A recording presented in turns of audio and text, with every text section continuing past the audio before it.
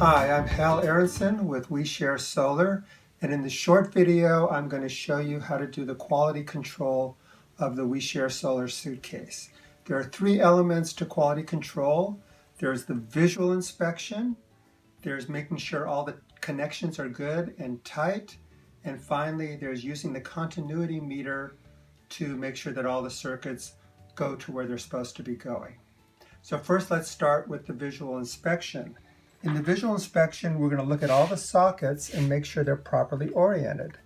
Here's the solar socket, and we see that the lettering is facing toward the top of the main control board. Also on the switches, you'll see that there's a circle embossed on it and a line.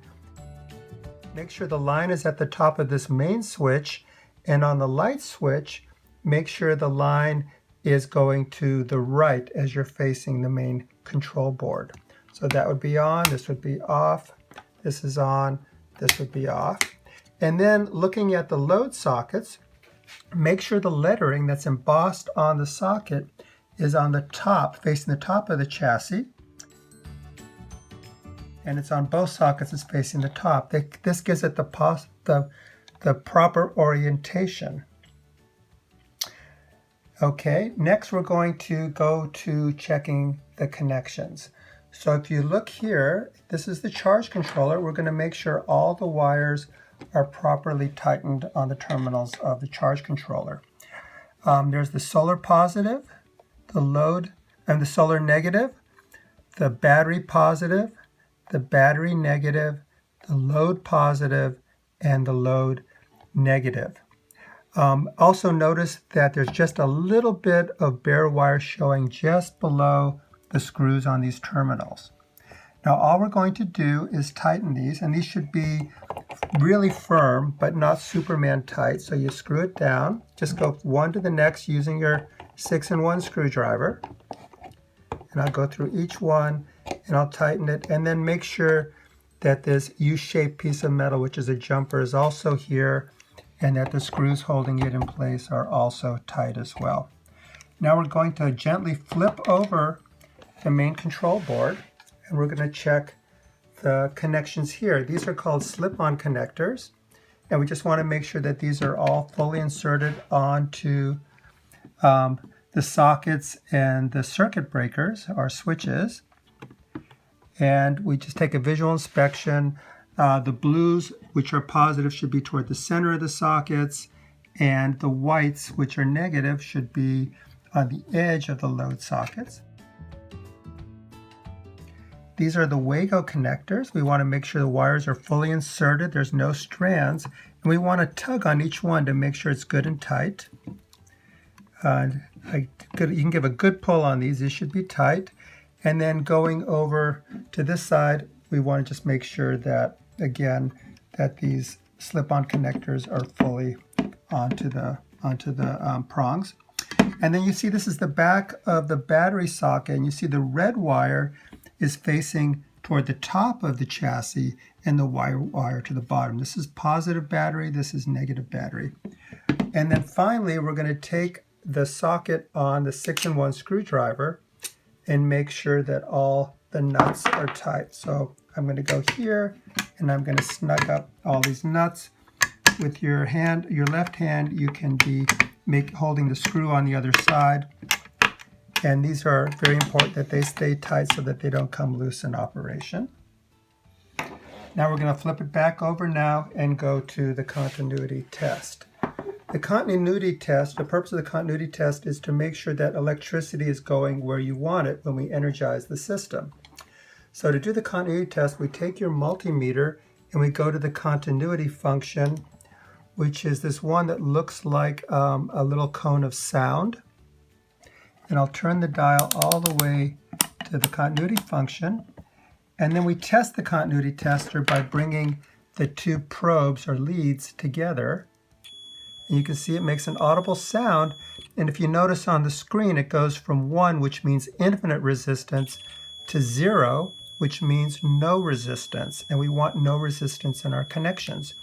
Now we're going to systematically go through the main connections on the solar suitcase.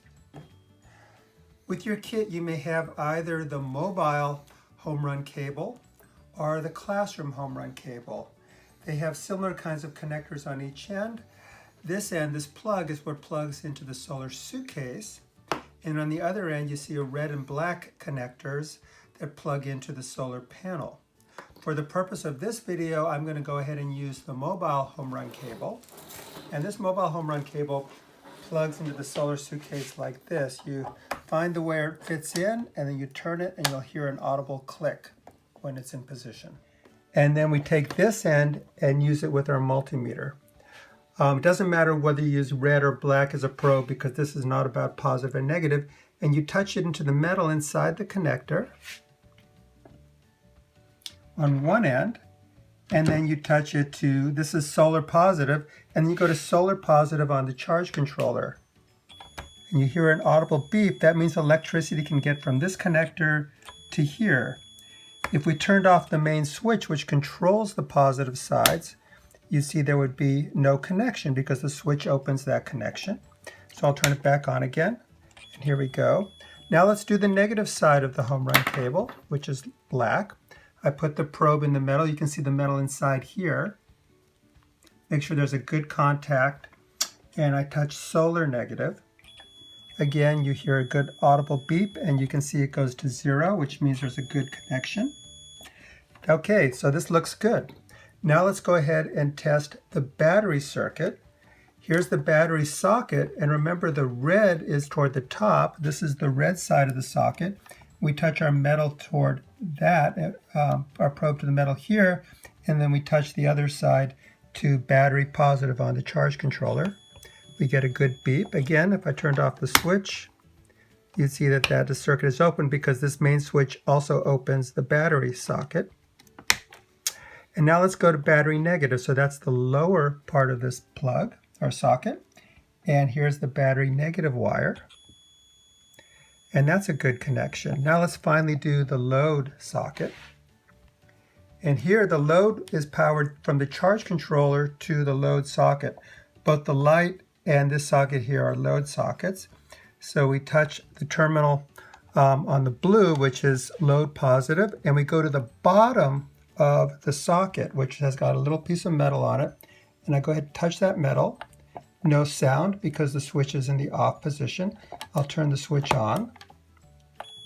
And you can see the switch works as it's supposed to, and we have a connection. This would turn the light on and off. And here at the bottom socket, the circuit breaker is always on unless there's a problem. And I'll touch the bottom. I get a good audible sound, so that's good. And finally, let's do the negative side.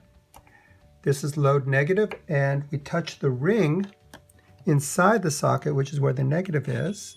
Get a good sound, and here, get a good sound. And so we now see that we have good continuity through our system where it's supposed to be, and our system is now ready to be energized. So now you can turn off your meter, unplug your home run cable, and you're ready to plug in your battery. Thank you.